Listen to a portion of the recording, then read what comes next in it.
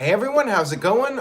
Welcome to the NoDQ.com live recap of WWE NXT in Your House 2021. I would like to say thank you to everybody watching this, whether it's live or on demand. And if you enjoyed this video, please do me a favor and share it with a friend, family, anybody who watches wrestling. Have them check out this video, and please consider subscribing if you haven't already. And if you are subscribed, make sure you turn on the notification bell for updates. All right, NXT Takeover in your house. Of course, being in your house, we had to have a retro intro with none other than the Toddster. Todd Pettengill was back for this in your house, and this time he was in person in the building, which was a nice added bonus. You had Pettengill do the voiceover for the cold open, which was very well done. Felt like an old school in your house pay-per-view from 1995. You even had Doc Hendricks doing a little bit of an intro for the show. Nice way to kick it off, and our opening match was a six-man tag team match with the tag titles and the North American title on the line. We had Bronson Reed, the North American champion, teaming up with the tag champs MSK against Legado del Fantasma. Santos Escobar acted like he wanted to go one-on-one with Bronson Reed at the start, but then he quickly tagged out. The champions, the good guys, dominated the early part of the match, doing a lot of flashy offense as they tend to do. They worked well together, and then everybody took turns hitting dives to the outside. Reed was the final one to do it. Fans were into this. They chanted NXT. And speaking of the fans, they kept making a big deal on commentary about this being the biggest crowd in the history of the Capitol Wrestling Center, aka the Performance Center. And they had roughly 300 people there. It did not seem like there were that many more people, at least on television. It did not seem like there were a ton more people than there usually are. And crowd noise did not really sound like there were a lot of people there. It did not sound necessarily better than other shows. I have to say I was a little disappointed. Greg, I don't think that they were as bad as like Corpus Christi, but I was hoping for more when I heard they were going to bring in more fans for this show. It still felt like a pandemic show. It was certainly not like Double or Nothing, where it felt like a normal time crowd. This still felt like a pandemic era crowd. One change that they did make, besides adding more fans in, they also got rid of the virtual screens. I felt like they were still piping in crowd noise a little bit. Maybe they weren't, and maybe that's why it sounded lackluster. I'm not sure. Hamp Connell sent in a $5 super chat. Thank you, Hamp. Says, oh my God, will somebody please take that damn headset away from Beth Phoenix and never let her near an announce table again. Let her grade down. Ouch. See, I didn't think she was necessarily bad or anything. The thing is, like, Vic Joseph, Beth Phoenix, and Wade Barrett as well, they all do fine, but none of them really stand out to me. Like, I still miss Mauro Ranallo, and I still think there's a void with him being gone. Like, I associate NXT with a lot of great wrestling, but also Mauro Ranallo's voice. It's like JR during the Attitude Era. You know, the best NXT moments, I think of Mauro Ranallo's voice. So that's just my take on it. Greg said they were just so quiet, the fans. They barely popped for anything, too busy filming everything on their phones. Well, that's the modern era for you. Adrian says Mauro was gone, move on. I will not move on. I will absolutely not move on. I will always miss Mauro Ranallo. And I feel like they'll never get somebody at that level for a very long time. Good old JM Jeff Meacham is here. Make sure you guys follow him at jeffmeachamnetwork.com. He says, I still say Wade was better as an analyst with the NWA. I prefer him as a wrestler, quite frankly, but he's doing the commentary now, and I'd like to see him make a comeback. Maybe we could see him challenge for a championship. I'll get to that at the end. Let's get back to this six-man match. Heels briefly got the upper hand, and then Reed tagged in, cleaned house for a while, did a double Samoan drop, but Escobar finally tagged in and hit a Michinoku driver on Reed. Reed was able to kick out of that. They ended up on the outside of the ring, and Reed ended up sending Escobar through the ringside barricade, and then back in the ring, you had Reed hitting the tsunami to pick up the win and score the victory for his team. Champions retain. This match was mostly a showcase. I mean, everybody looked good in it, but I think it was really about elevating Bronson Reed. It was a good opening match, but I don't think it was like one of those classic takeover matches that was just off the charts. TJS said it best, TV match. It was good, but I think for the very high takeover standards, it did not really deliver at that level. JM says we need to get Aaron an NXT shirt or hat to wear. Yeah, maybe, maybe not. We'll see. Let's move on here to the second match of the evening, which was Mercedes Martinez versus Xia Li. First women's match of the evening. We got two of them. And Lee went right after the rib cage of Martinez, dominated the early part of the match, but then Lee started selling her knee, and that gave Martinez an opportunity to get back into it. And we had Boa on the outside of the ring. He was distracting Martinez.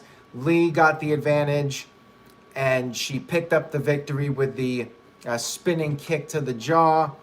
After the match, Lee attempted to use a steel chair on Martinez just to deliver some extra damage, but Martinez fought her off. She got the chair. She used it on both Boa and Lee. But then we had Mei Ying, who's the zombie lady, sitting on her chair by the stage. And you had Mei Ying and Martinez in a confrontation. And Mei Ying, you might as well call her Meng, formerly Haku, because she put the Tongan death grip on Martinez and then sent her off the stage into the barricade. So I guess Martinez got a little bit of her heat back after the match, but this was basically a showcase for Xia Li to get her over, and Mei Ying as well. Maybe they should do the next tournament and call it the Mei Ying Classic if she becomes a big enough star. So solid match, but like TJ said, another TV match. It was fine, but nothing special. Like, if you're tuning into TakeOver expecting top tier matches, it was good, but it could have been on a random episode of NXT. Moving on here, we had a ladder match, which was Cameron Grimes versus LA Knight. Ladder match to crown the new $1 million champion. Ted DiBiase was there. He had security guards. The $1 million belt was in a box. They hoisted it above the ring. Crowd was definitely behind Cameron Grimes in this one. They were chanting LA sucks. And the two guys jousted with ladders in the early going. They brawled on the outside. DiBiase was there watching the proceedings. Knight hit a neck breaker onto Grimes on the side of the ladder, which ended up appearing to hurt Knight more than Grimes. And Knight controlled for a while. Grimes made a comeback, sent Knight over the top rope onto a ladder bridge that was set up between the ring and the barricade area. And then Grimes decided he wasn't going to win with just any ladder. He went to the stage. He got the $1 million gold-colored ladder, brought that into the ring. He was going to win with that ladder for whatever reason. I guess because he's Cameron Grimes and he does what he wants. He tried to climb the ladder. He got knocked off. They ended up on the outside of the ring, and then Grimes climbed up a ladder on the outside, which was tipped over, but then Grimes got on the scaffold, jumped off the scaffold onto Knight, and then Grimes got back in the ring. Now, here is the one thing I did not like about this match was the finish, and I'll tell you why. So, earlier on, there was another ladder bridge set up by the stage, which, of course, probably going to come into play at the end. So that's the first thing. But then the really dumb thing is Grimes could climb the side of the ladder away from that. Instead, he chooses to climb up the side of the ladder by where that ladder bridge is on the stage. And it's like, come on now, you know where this is going. And why would he, in kayfabe storyline terms, why would he climb up the ladder on the side where that ladder bridge is? Like, really? Why would you do that? But anyways, he climbs up the ladder and that side where that ladder bridge is. And yeah, sure enough, Knight dumps it over and Grimes takes this bump onto that ladder bridge on the outside. It was cool. It looked cool, but I mean, it was so obvious what was going to happen here. Like, just completely choreographed, like just way too much. And you had Knight climb up the ladder, grab the box to win the match, be the new $1 million champion. And then afterwards, DiBiase presented the title to Knight. There was some pyro. Pretty good match here. I think the right guy won. I know a lot of people like Cameron Grimes, but I think with this $1 million champion gimmick, it fits the heel. It's better for LA Knight, and you can have Grimes chase it, and maybe Grimes wins it at some point. Colin Andrews says he was really pulling for Grimes, but then he remembered that the faces never hold the title. And maybe Grimes will win it. Maybe Grimes at some point will, do what Virgil did and eventually win the $1 million title. But I do think the right decision was made. Ladder match was fine.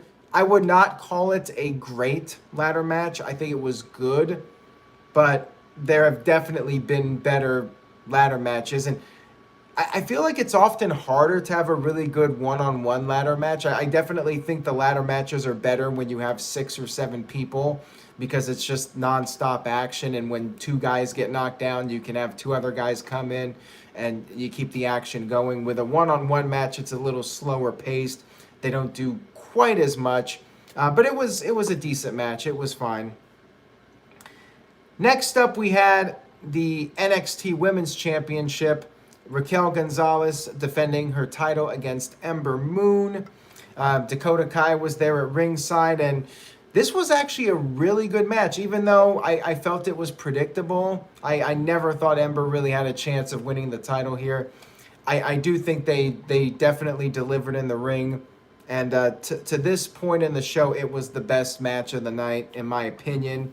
Although they did do the standard outside interference with Dakota Kai, saving Gonzalez time after time, putting Raquel's foot on the rope to save her, getting up on the apron to distract Moon. And then eventually we had Shotzi Blackheart return. Now here's my thing. If Shotzi's there in the building, why not just show up right from the get-go to counteract Dakota Kai? Why wait until like 15 minutes into the match and you're like, okay, finally I got to go out there and do something.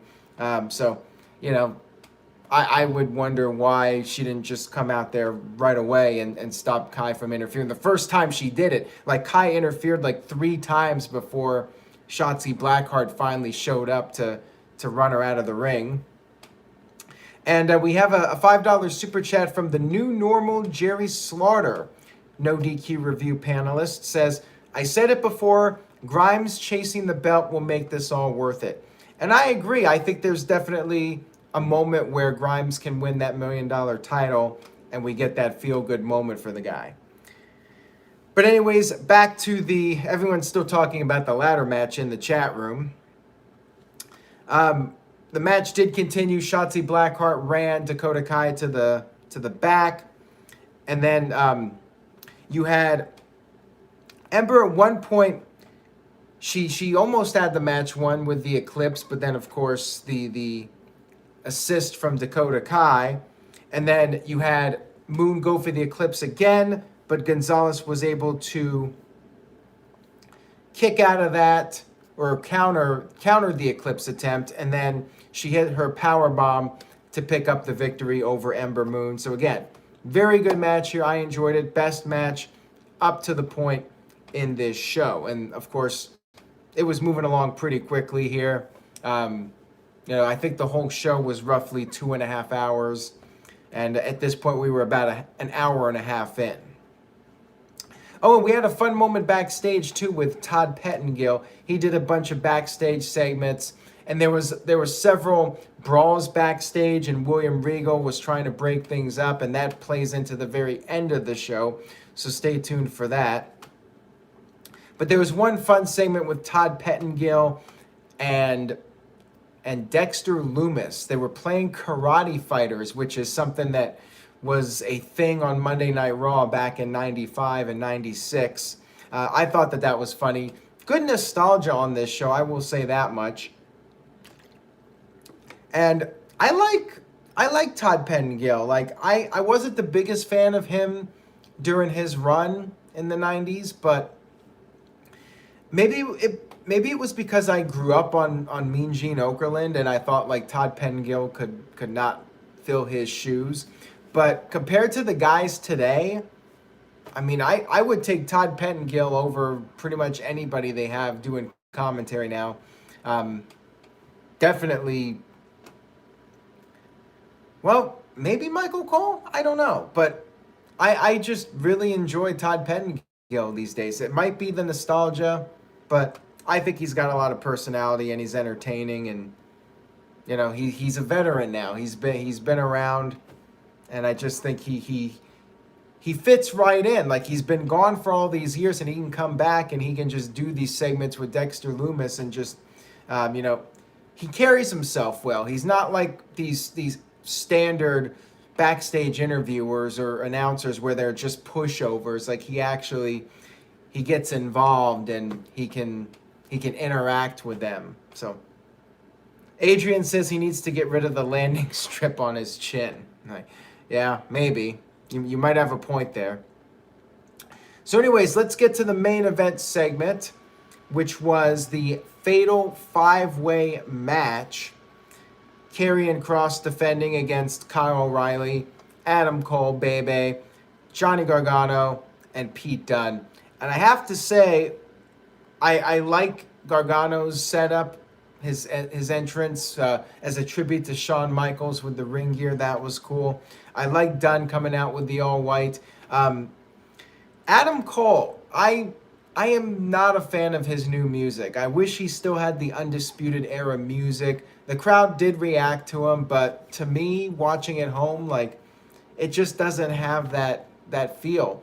Imagine if Shawn Michaels one day just got rid of Sexy Boy and had some generic rock song. Like, maybe he'd still be Shawn Michaels, But it's like a piece of him would be missing.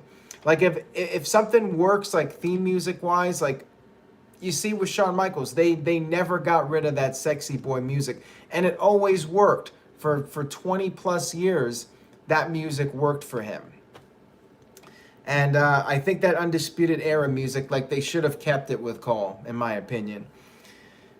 But anyways, let's get to the match. So, it was pretty much what I expected. Like, Kross was going to be dominating, and then the other four guys would take him out. In the beginning part of the match, like, one guy at a time would try to take down Kross. They would be unsuccessful. And then they started fighting on the outside of the ring, and Kross was sent through the door. They had the In Your House with the actual house stage, and they had the door. Kross was sent through the door, and then we had, for a little bit of time, the other guys going at it. And every time it was those guys without Kross, like, they were tearing it up too. Kross would then come in, hit his big power moves, and I felt like the crowd really wanted to see a title change. Like, every time it was looking like Kross was about to win, the crowd started booing. I think they really wanted to see a title change. Hamp Connell sent in a $2 super chat. Thank you, Hamp. Says, it was like when Austin dropped his theme in 2000. Well, even that Disturbed theme I liked. But yeah, it wasn't the classic Steve Austin song. But I think they were trying to freshen up Austin a little bit. And they could have done the same with Shawn, but they kept the sexy boy music. And yeah, I think if a theme song is iconic, you don't get rid of it. And that Undisputed Era song, like, to me, that was a great part of those shows, especially going live. You know, that music got you pumped up. And the new music, it just hasn't caught on with me yet. Anyways, enough of that. Back to the match. Kross came back, and then they took him out of the equation again. And Cole and O'Reilly actually had to work together to powerbomb Kross onto the announce table and try to take him out of the equation again. Nick Lavin says the booking reminded me of any multi-man match with the Big Show. 3/4 of the match, he's not in it. Yeah, pretty much. When Kross was in it, he was beating up everybody, and then they would double, triple team him, take him out of the match for a while, and then he would come back in later. And they had Cole hitting the Panama Sunrise onto Gargano, but then Dunne pulled out Cole. And then we had Kross and Dunne going at it for a while, and Dunne actually got some offense. Dunne hit the bitter end on Kross, but Kross kicked out. And then Dunne was perhaps, they teased like Dunne might actually beat Kross. Like he was hitting him in the head with the strikes, and then the other guys had to come in and break it up. So, you know, they kind of teased the idea that maybe Dunne had a chance of beating Kross. We'll see if this leads to anything in the future.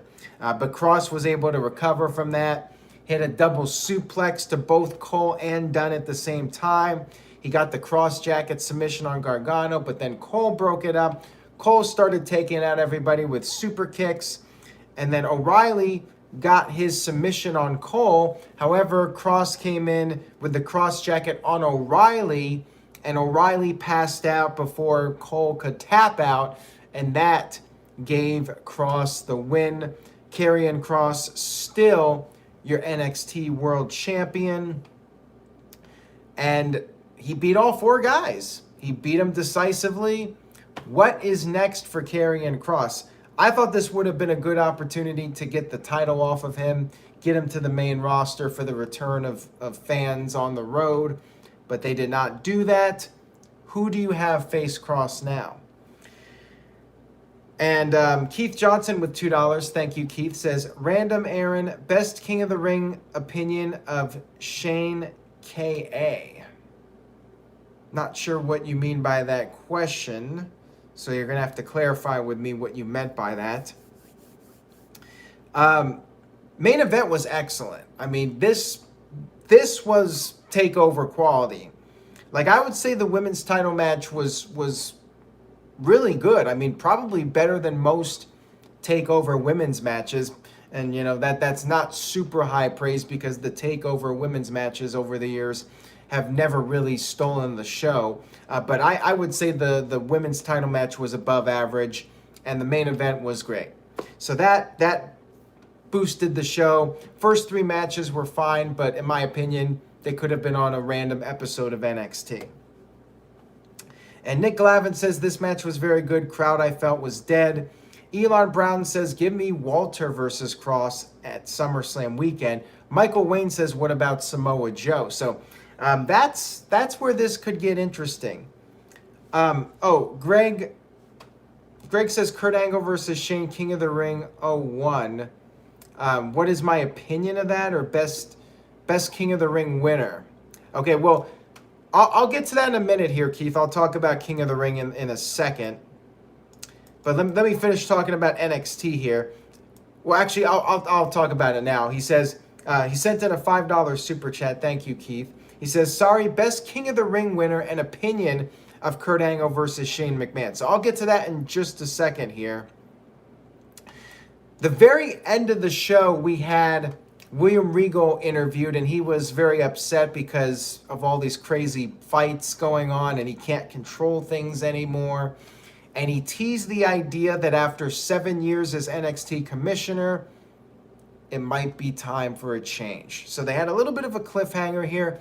I did like it. I liked the cliffhanger at the end, although I will say I miss seeing like the new NXT signing in the crowd, or maybe somebody showing up at the end to confront Kross. Like, I was seriously thinking we were going to see like Samoa Joe or somebody show up at the very end to confront Kross. They did announce a Great American Bash special edition of NXT, which will be on July 6th. Maybe that's when Kross loses. That'll be right before WWE goes back on the road. We'll see if they announce somebody on Tuesday. TGS sent in a $3 super chat. Thank you, TGS. He says, grade C+, could have just been a TV special. Meh. All right, fair enough. And Elon Brown says he gives the pay-per-view a B-. Mike Mira says, I give it an A. Would have given it an A+ if Kross lost or if Joe came back, LOL. Colin Andrews says, solid B. The main event saved it. And Israel Diaz gives it a B. Nick Lavin, A-. And Terry Waller gives it a B-. Daniel with a C+. And the game is on 100. And the LOE give it a B. Hamp gives it a C+ due to Beth Phoenix. I am going to give the show a solid B. Good takeover. Definitely not the best, though. I mean, far from the best, but still a good pay-per-view. And I would definitely recommend checking out the main event. And, I mean, probably the whole show. It was 2.5 hours, easy watch. But it was not top-tier takeover. Definitely not top tier. Jeff Meacham sent in $5. Thank you, Jeff. Check him out at jeffmeachamnetwork.com. He says, decent show from the Black and Gold brand, but fell short for me on most matches. Interested in what Regal says on Tuesday night. On to Hell in a Cell. All right, let's talk about the King of the Ring, going back to Keith Johnson's super chat. Best King of the Ring winner, I would say Steve Austin, because he ended up becoming the biggest star coming off of that King of the Ring win. Like, he really got elevated from that King of the Ring win.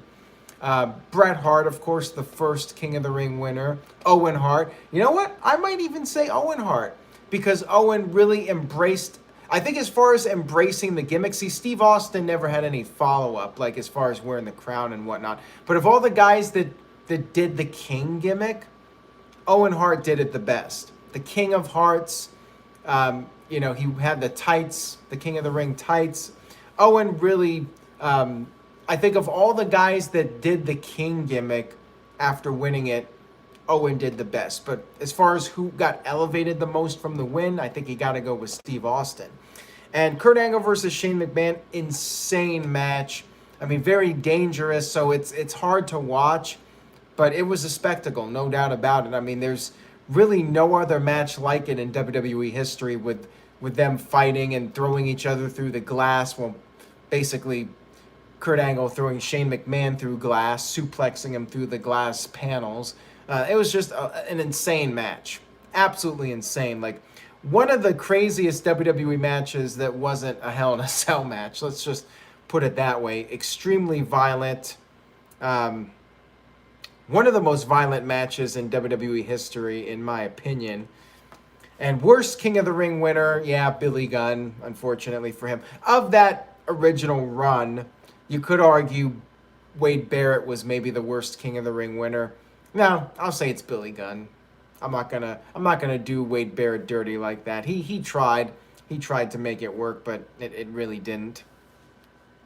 So anyways, guys, thank you so much for tuning in tonight. I appreciate your viewership and support as always. Again, tell a friend, spread the word if you enjoyed this video. I'll be back this week with more content. We got a lot going on. We got Raw. We got the No DQ review, SmackDown, all that stuff coming up. Take care, everybody. Enjoy your week, and I will see you all next time.